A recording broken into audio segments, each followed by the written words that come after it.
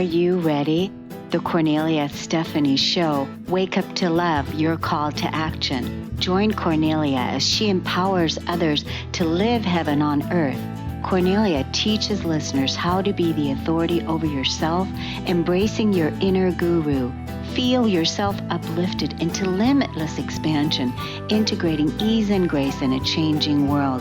This show will cover topics such as unconditional love, your physical body, how to be in extraordinary relationships, create financial and emotional wealth, embracing entrepreneurship in the new earth.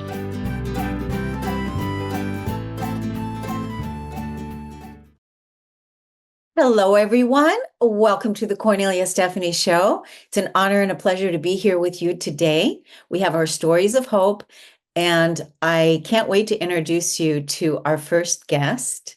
Her mission is to spread happiness one smile at a time. Nathalie Botros, the Bon Vivant girl, is known as the happiness activator around the world. Drawing from her multicultural background, Nathalie bridges the gap between your current reality and the life that you've always dreamed of, offering a powerful perspective that happiness is simple, attainable, and within everyone's reach. She wears many hats as a psychotherapist, author, speaker, and mindset and happiness coach, with a special focus on empowering individuals to reclaim their happiness. And that's what we're going to talk to her about today. Welcome to the show today, Nathalie. Thank you, Kornelia. I'm so excited to be here with you. So when we joined each other today, we both discovered that we're wearing the same thing. Yeah, the twinsies. Right? And even the white top, and I just think this is such a great sign. It's a great sign. And then even, with what you're here to talk to us about, that your mission is to inspire happiness one smile at a time, that you want people to be happy. That's what it is that you're here to do. So how did you get started becoming that happy? How did that mission become born? So I was, on paper, I had almost everything. I had a good job. I used to live in Switzerland. I was working in banking, actually, although I was a psychotherapist. That's another long story to say. I had an amazing apartment, a great partner, but something was missing in my life, and I couldn't pinpoint what it was. And I was looking, like we all do, on external factors. And I was like, maybe it's the job, maybe it's the partner, maybe it's the city that I live. So I really lost a couple of years chasing that thing, that missing thing. I went to Italy. I moved to Italy. I said, maybe, I need to change scenery. It was great, good food, pasta. And we were talking about that, like cute boys. It was amazing for a little bit. And then it was still like that thing, that missing thing was still there. So I said, maybe I need a bigger move. So I moved to the United States, in New York, where I live. Come on, New York, everybody. It's like, it's exciting. It's a city that never sleeps. I was like, okay, this is it. I think I needed that. That was what was going to make me happy. But what do you know? Coming from Europe here, the deliveries, the fast food and everything, without knowing, I gained a lot of weight. So now, on top of not finding my happiness, I was really, really unhappy, and I was losing my self-love, my self-confidence, everything, my joy of living. Until the day I said, you know what, this is crazy, because I was doing all those diets, all those little black, the little black dress of diets, everything I tried. And I was not losing weight. I was losing more joy, of more money and more joy. And I was like, this is insanity, and I have to stop this. And that was the day where everything changed. And instead of focusing on my weight, how I looked, where I was, I said, maybe I should start loving myself. And it started very innocently. I saw a show. It was called How to Love Yourself Naked. And on the show, there were several women of different sizes, and they were teaching them how to love themselves. And they will teach them how to get dressed. They will teach them, how to get their hair, this and that. And the last scene was doing a photo shoot, naked photo shoot of them, and putting on Times Square, and where people passing by will make comments, and most of them will be positive comments to enforce their positive image. I said, I'm not going to get on the billboard in Times Square. Let me get naked in front of my mirror. But I didn't just put my body naked. I put myself, my inside as well, let's say, your not only soul the self, outside. your soul self. You put your internal self. Exactly. So every day I force to find something good about myself and my life every single day. And it wasn't easy at the beginning. And with time, it changed because it changed the way I saw myself, and it changed the energy that I was emitting. And the weight wasn't an issue anymore. I mean, people will tell me, did you lose weight? I was like, no, it's just like my attitude changed and my self-love. And I started to gain back that self-confidence, and everything, all my life changed. And it's when I became the bon vivant girl. It's, someone who enjoys life. Oh, is that what that means? Bon vivant? Bon vivant in French, it's someone really who enjoys, who takes pleasure from everything. And so I said, you know what? I'm a bon vivant. I'm someone who enjoys everything and who takes pleasure from everything, and who finds the positive, the happy, the silver lining in everything. And when I discovered that, I mean, I heard in the past that people say, like, happiness comes from the inside. I wasn't getting it. But when I discovered that, I said, you know what? You have to share this message. And this is why I'm sharing this message to everyone.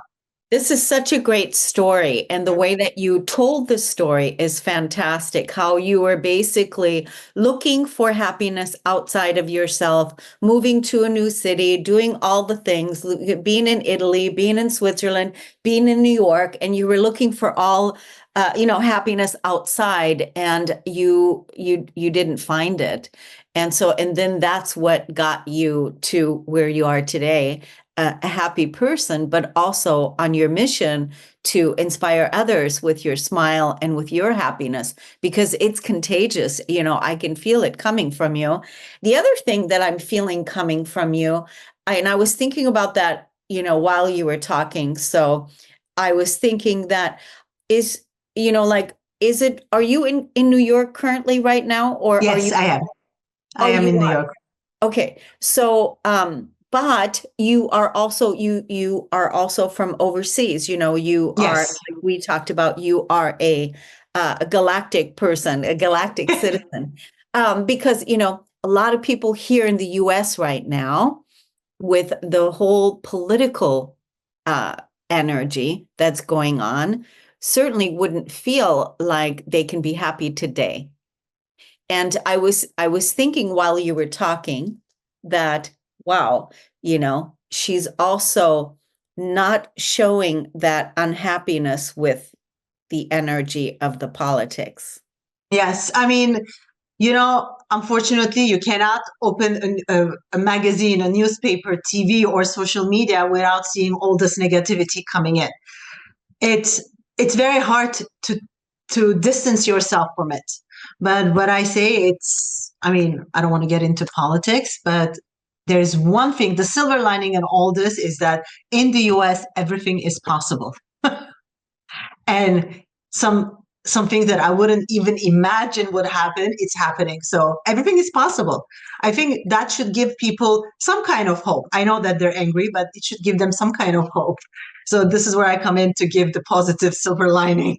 Yeah, and I think that's really good. But even the people, if they would work through their own anger issues around it and focus on their happiness instead of focusing. That will be great too. But it's very interesting because our happiness, like the source of our happiness, 50% it's from genetics. So we cannot change how we see the glass of water, how full or half empty.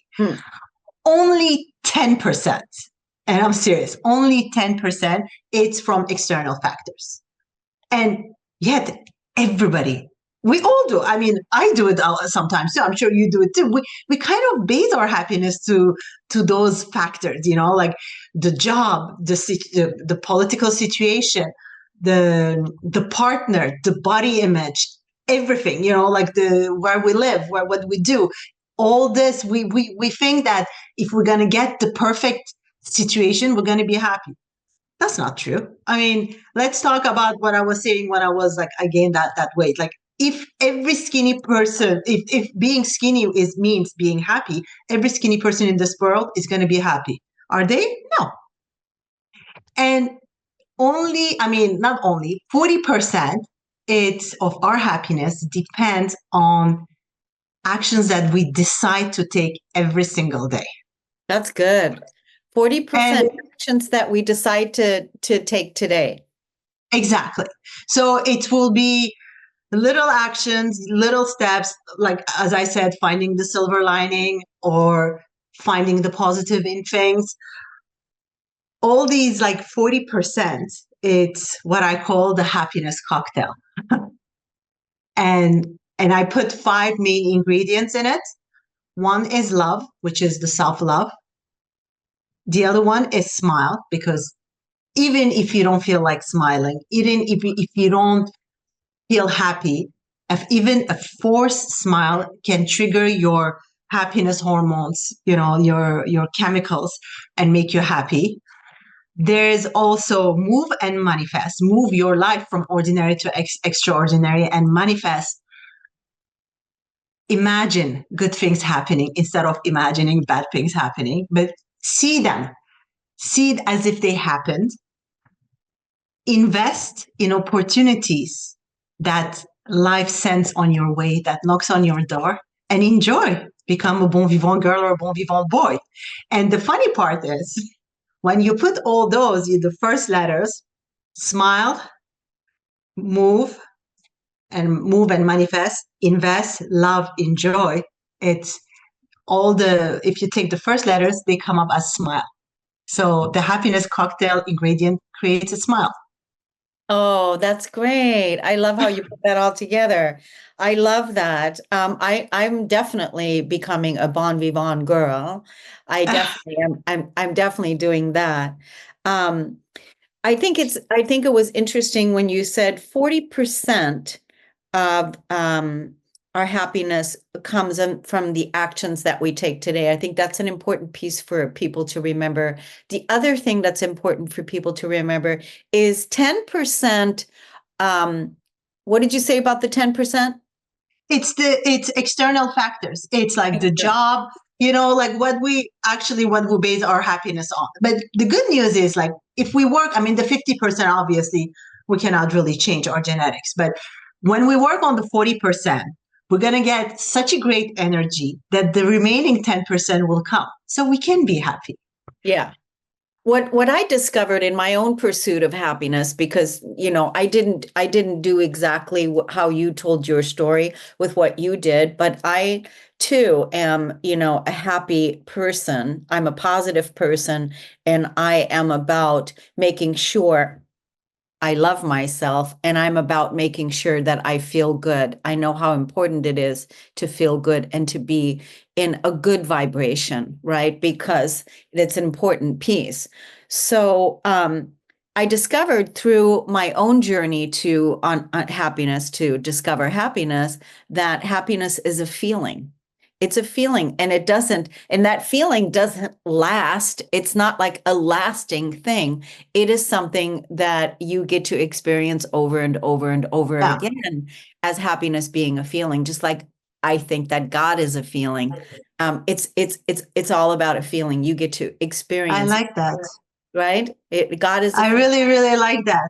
Happiness is a feeling. But I just want to share with you today. I sent a text to several of my friends. It was like a month ago. And I was, how you were talking about how you started looking inside and really looking for your own happiness, right?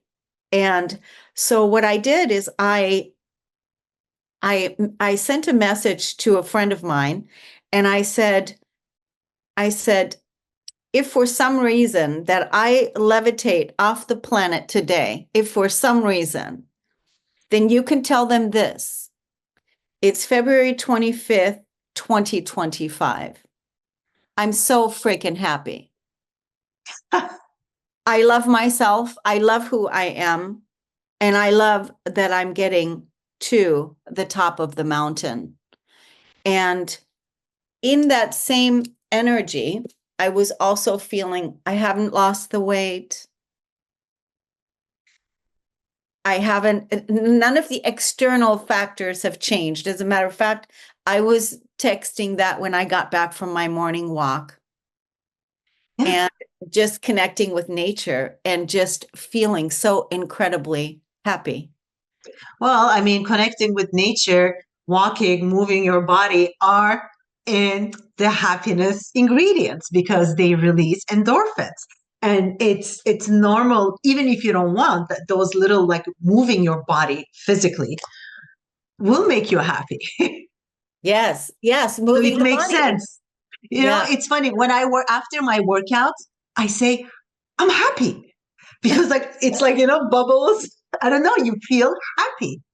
Yes. So this is very good. Tell us again the 5 happiness cocktails that are going into the cocktail.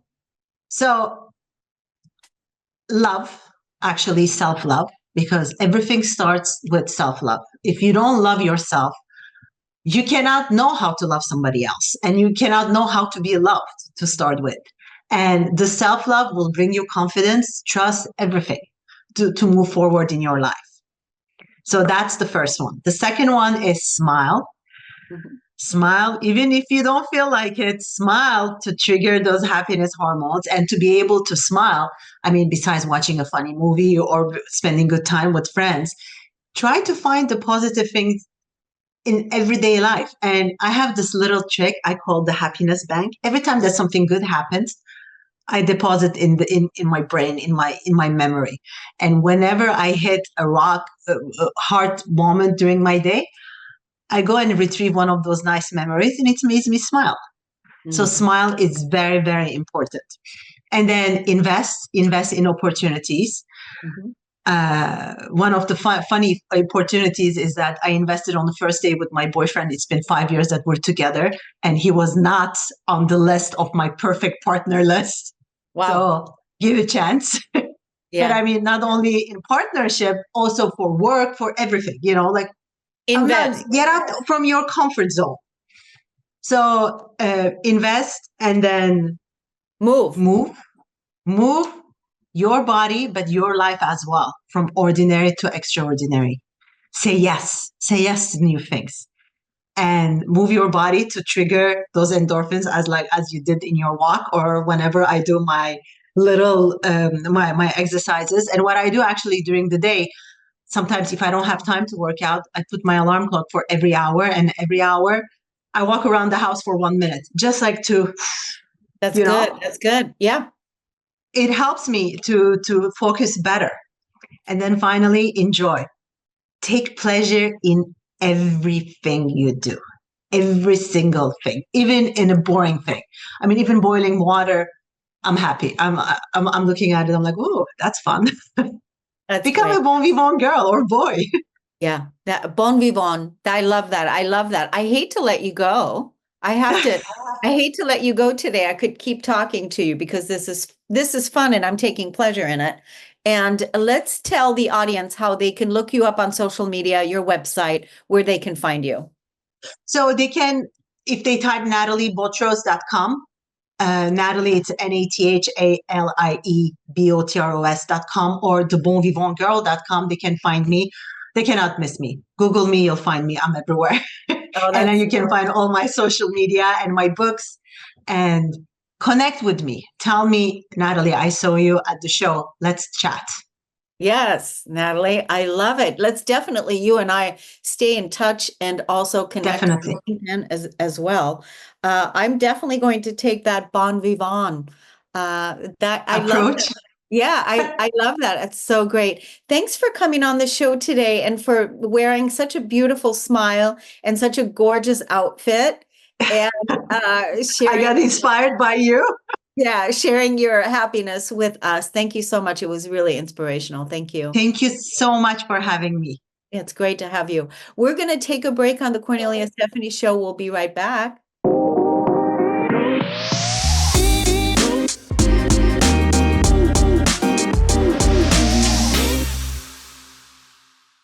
Welcome back, everyone. Thank you so much for listening and tuning into the Kornelia Stephanie Show. I enjoyed our guest so much that I didn't want to let her go, so I brought her back. Welcome back, Nathalie. No, you cannot get rid of me that easily. Right? Nathalie she's on a mission to inspire people happiness. Happiness. Don't wait until the end of your life before you discover what happiness is, because you can be happy today. As we learned in the first segment, we were talking about how there's the genetics you were mentioning. Let's see if I have a good memory. If I remember, 50% is genetics, 40% is the small little actions that we take every day, and towards happiness, and then 10% is external. The external is that Yeah, correct? exactly. It's like the 10%, it's the job, it's the body, it's the new apartment, new phone, all those little things that brings us happiness, let's be honest, but for a short period of time. And then when the novelty wears Wears off, off. it's like we're going on the next chase, we're chasing the next fix. Right. Right. And so that's why it only lasts, Yeah. for the external only lasts for a short time. But the other thing that we learned from you also is that don't look for happiness outside of yourself. Exactly. So it's like everything happens. It's an inside job. It's really everything happens inside. And it's why like those external factors, I'm not telling you to not want things. You should want stuff. But before wanting anything, maybe you should stop for a minute and say, oh my God, thank you. I have everything that I need right now. And if you tell me that you don't have anything to be thankful, even you complaining means that you're alive, so you should be thankful for that. Yeah, yeah. I mean, let's be honest. It's so good when I hear, because you clearly have a European accent, So when I hear the European accent, because they just tell it like it is. Like they basically say, you should find something to be thankful for. In America, though, however, that's not necessarily a way that Americans say that, right? They don't necessarily say it that directly. But when it comes from a European, it certainly it sounds really good. It sounds direct, it sounds true, it sounds feisty, and it's real. I mean, why talk around? Let's say the real thing. So there's so many books that have been written, on the pursuit of happiness. And really, why prolong and wait until the end of your life before you discover, what happiness really is and that you can have it now? I mean, people think that happiness it's hard. And I think a lot of people love being unhappy. Let's be honest, because it's, they're scared to get out and really be happy. They think that what they have, it's like secure, like it's kind of like comfort zone, the unhappiness. It's like the devil, the devil you don't. And it really comforts them to be in that zone. And they're scared to make the effort to be happy because it's so easy to complain. It's so easy to say, oh, I cannot do this because I'm tired. I'm this, I have this, I don't have a car, I don't have this. Excuses. I see kids in orphanages laughing, being happy. So don't tell me that you have less than them. Stop the excuses and take the actions. And it's easy. It's everything. It's in your daily life, like little things that you can do to find your smile. Yes. I mean, the other thing and this is what I was thinking about in the first segment when we were talking, is that, people look for happiness in the future. When, they look for happiness tomorrow, or next week. Exactly. And when they don't enjoy now. right? And that's It's like, where, I agree. It's like the power of now. It's very important. I mean, the past kind of teaches us, but the future, it's great to have plans for the future. But if you live for the future, what's happening now? Like this instant, we're not going to get it back. This instant is going to be the past in few seconds, you know? So enjoy now. Enjoy what you have now. While obviously work for your future, but enjoy now. Take the time to enjoy your life today, this moment, this instant. yeah, bring it all back into the now and bring the happy into the now. It's such an important piece to remember that the future is now, and the future is the little steps that we take along the way. It's like you said, the 40% action, the steps that we take in order to build the foundation that we're building. And don't you want to do it in a happy way? Like you were talking about earlier, when you're boiling water, you're going to be happy doing that instead of approaching it from an unconscious or even a negative mindset. Yeah, no, I agree with you. But people want to live in the future because, again, it's linked. Living in the future, it's linked of basing our happiness to exterior factors. Why? Because we live in the future. Oh, I'm working. I'll be happy when I'll get this new job, when I get the promotion, when I'll make 1 million, when I'll make like 500, when I make this, when I'll go on vacation. You know, it's always the external factors. Yeah, if you can be happy with what you have now, I'm not talking about the people that are out there that are grieving loss, because when you're grieving loss, you're grieving loss. That's a whole different uh, people. That's not who we're talking to right now. Because when you're grieving, you're in the grieving process, and that requires just space to grieve. Nobody's I asking. agree, but those Oh, people too, you know, they're grieving because they had the chance to love. They have someone to grieve.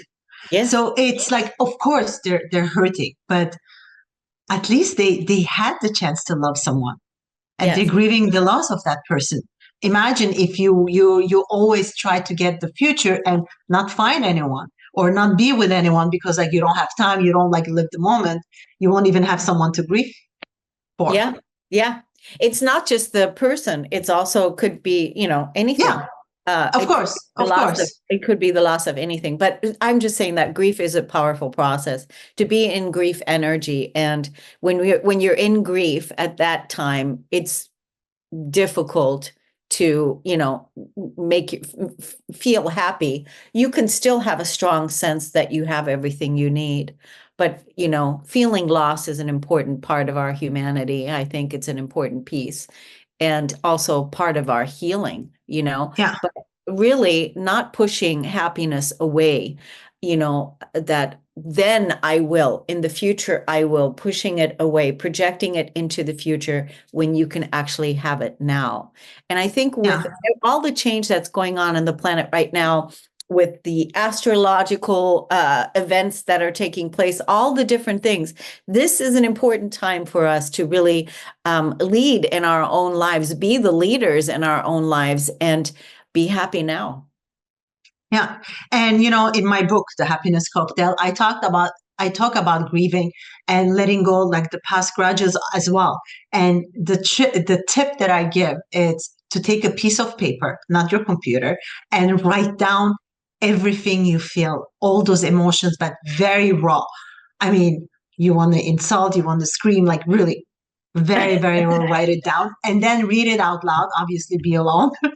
And if you feel like screaming, do. If you feel like crying, do it. And if you feel like laughing, do it. And do it several times. And once that you do it, tear that piece of paper and either burn it or flush it or, you know, get rid of it. And do as many times as you need. That will help you grieve the past, the loss of someone, the loss of something. It will really, really help you. Absolutely. It's part of letting go. Yeah. It's part of letting go. And that's a beautiful process to, be active again in the writing down and the speaking, to bring your consciousness to this. this piece, like you said, put your voice behind it, read it out, and you'll be surprised how fast nowadays when we do that process, how quick things are gone and released. You're going to feel lighter, you're going to feel better, and then bring your focus back to, do you have a questionnaire in your book that helps people discover what makes them happy? I have several questionnaires. My book has a lot of, I put them as quizzes. I love quizzes. So it has a lot of them. quizzes. Yeah. So they can, really like quiz, have fun with it, and discover the truth about themselves. Oh, that's so good. Now, where is your book at? Is it on Amazon or? Yes, it's on Amazon. It's called The Happiness Cocktail. Okay. I don't know, Nat, are you listening to this conversation? Maybe you can pull up Nathalie's book and show it from Amazon right now so people can see it. So it's called The Happiness Cocktail? Yes. Yeah, that's really amazing. I love that so much. And the fact that you have quizzes in there that will also help the person to discover, because that's the thing. A lot of people don't even know, what makes them happy. And when you really bring your attention to wanting to find out, you're going to find out. And you're going to find out that, some of you might even already have everything that you're looking for, right? You have to just use the tools. You have everything, and you have to just know how to utilize. I'm sorry, you see, English is not my first language. Yeah. So, it will just like take the little actions every day, small little actions. And gratitude, as we said, it's one of them. Affirmations, it's another of them. It's another of them. The happiness bank, finding the positive in things. Like in my book, you'll see there are a lot of fun games and fun tricks and tips to find your smile on a daily basis. Yeah. You're definitely a fun person to hang out with, that's for sure. I can tell. Now, you're working currently with bringing happiness into corporate. Do you want to say a few words about that? Yes. So I launched this this coaching program. It's called Work-Life Harmony Method. And it's not balance, it's harmony, because I don't think people think that work-life balance should be 50-50. 50-50 doesn't exist. It has to be a harmony. So, and in this method, I help I help entrepreneurs, and it's a 12-week program. And the first month we work on the person, on their self-love and finding their confidence, setting their boundaries, and, defining who they are. The second month on their relationships, and on the third month, finding that sweet spot between work and life. I love that. Do you get a lot of pushback from your clients, from like people that you that push back to you when you want them to bring happiness into their lives? Do you get a lot of pushback? Well, if they come to my program, they know that I'm the boss and they have to follow me. So actually, no. It's because they're there, they want to make a change. They know that they need this change. And I have people at the edge of burnout. I have people where, they feel guilty because they don't spend enough time with their family. So it's like really this program, it's for entrepreneurs who can thrive in personal and business life without feeling guilty for any side, because we know how it goes as entrepreneurs. We want to do more. And sometimes we forget the loved ones. Absolutely. Yeah. I mean, you're the whole package. You're the real deal. Let's tell the audience again where they can, first of all, where they can find your book also, and also the social media handles as well. So the book's name is The Happiness Cocktail.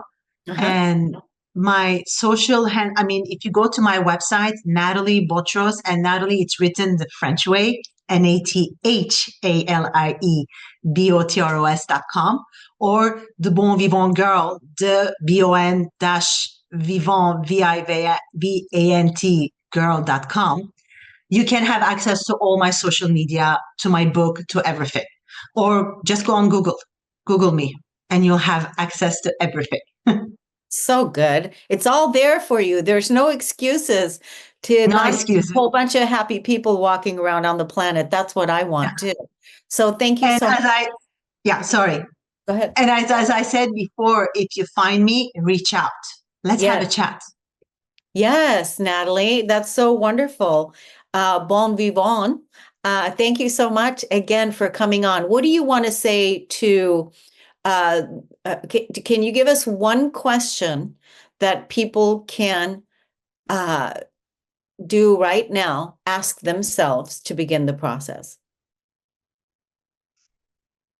How much do you love yourself? Because the way you love yourself is going to show how other people will love you and how you will love other people. That's so beautiful. That's so beautiful. How much do you love yourself? Thank you so much for coming on. We're going to take a break on the Kornelia Stephanie Show. We'll be right back. Thanks, Nathalie.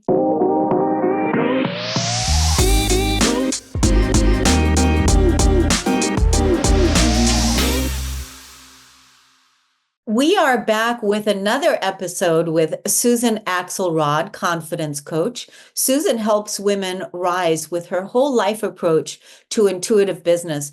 A woman's intuition is not just a phrase, says Susan.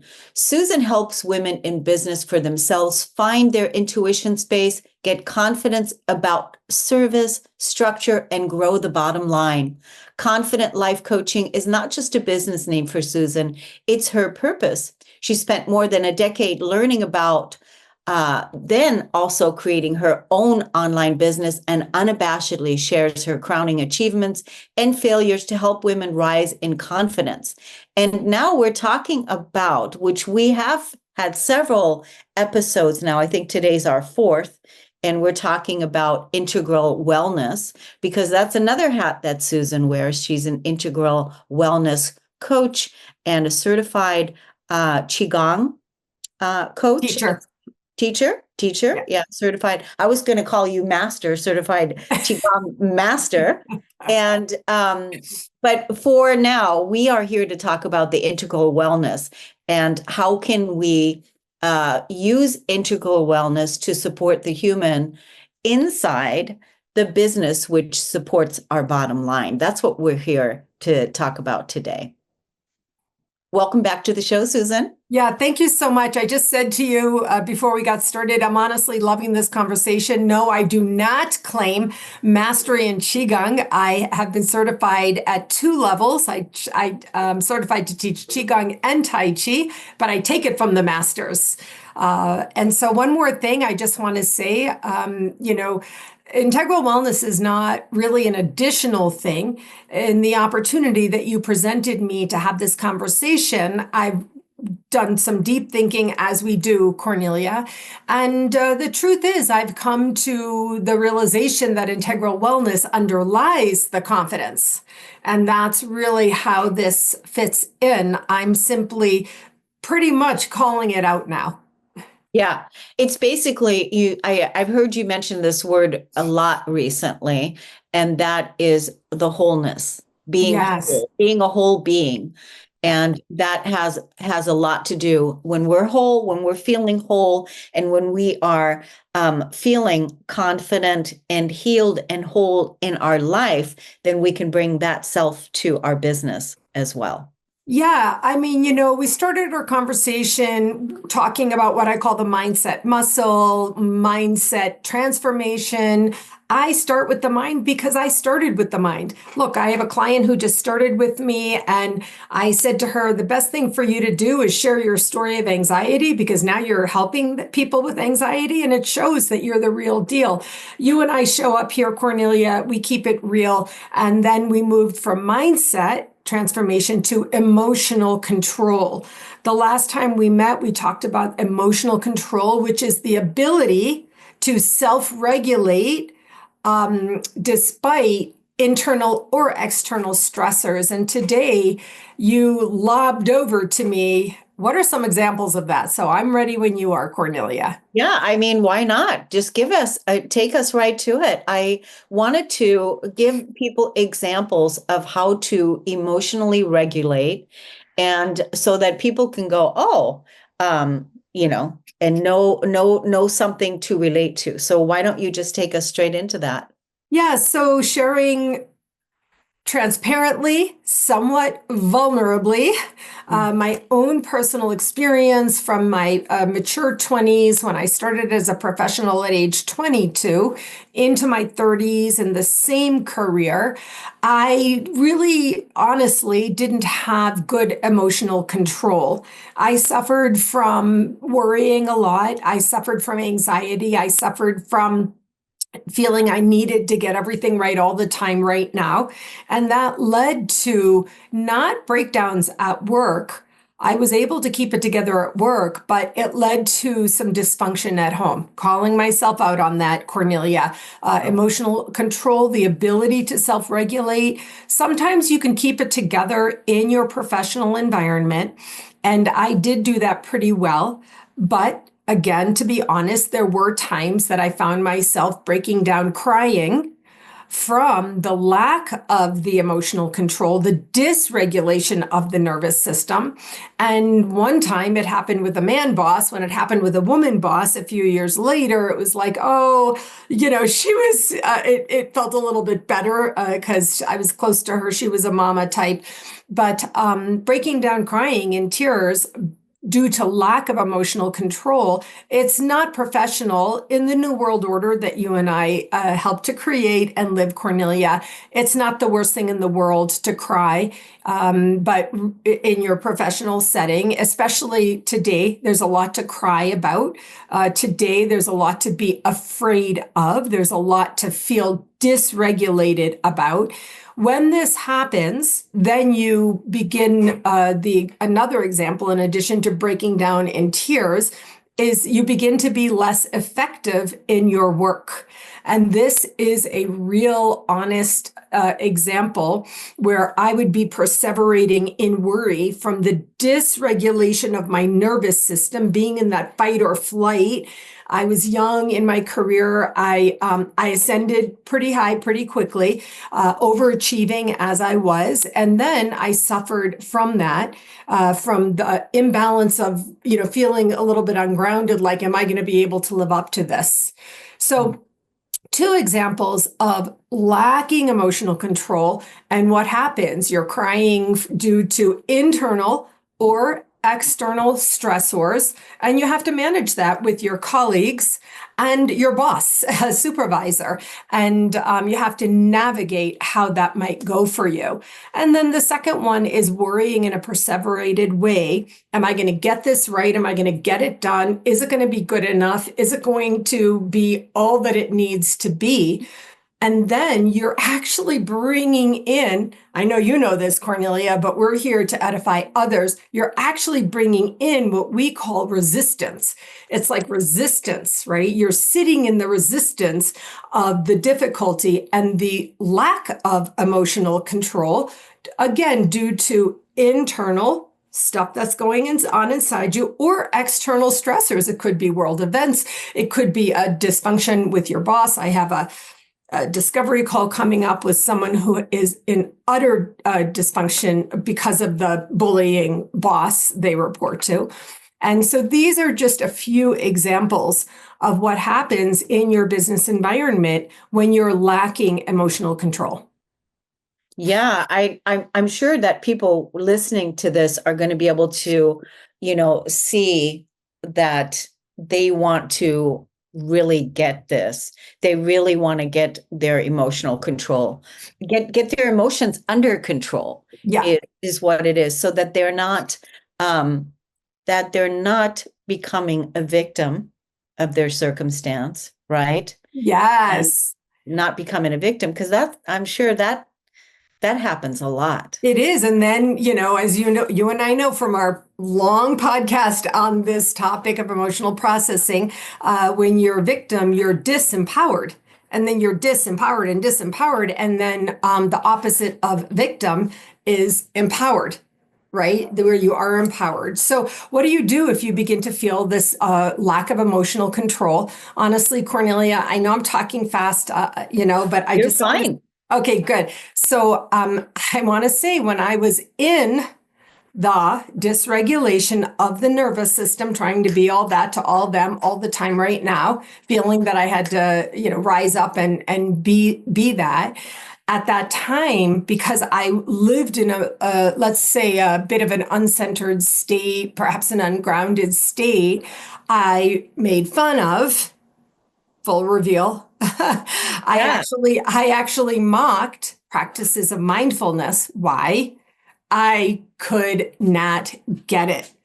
So now I'm here to say clearly, slowly, that your breath is the magic beginning of obtaining or attaining emotional control. So if you want to use your body, you can spread your arms out wide, you can gather energy around you, you can bring your hands into the prayer position, thumbs on the heart chakra, and you can take a long, slow, deep breath in through your nose, long extended exhale out through your nose, and this will immediately put you into a little bit of a more grounded state. You don't have to do your hands. You can sit there quietly. You can do your box breathing. So many people know about breathing today, but this is what we're calling in right now, just to get us started. When you get yourself back into the emotional regulation, you're feeling the tears come on, you're feeling the tears, or you're feeling the anger rise, Cornelia. Just happened to me. Someone who shall remain nameless, I just shortly got off the phone with me, completely aggravated about something that happened at work, yelling and going off. No problem for them to do that to me. They're close to me, but not appropriate in your professional environment. So we can use our breath to come into some emotional control. Then we kick in that mindset, Cornelia. Then we kick in that mindset. We pull out the mind muscle that we're working on and activate our thoughts. What do I want to do? How do I want to be? What can I do here? What's appropriate for me to say? You rise from this emotional dysfunction into the mind control where you get in charge of your thoughts. And that, this will bring you to a more grounded state. Is this the end of my world? What would happen if? How can I go about doing this? Who is a resource for me to call on? And so on and so forth. So I learned myself, it is honestly true that your breath can bring you into immediate regulation.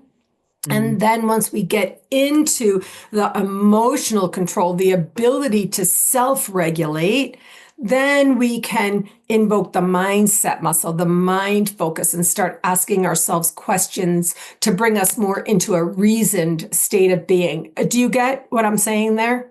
Yeah, absolutely. I totally followed it.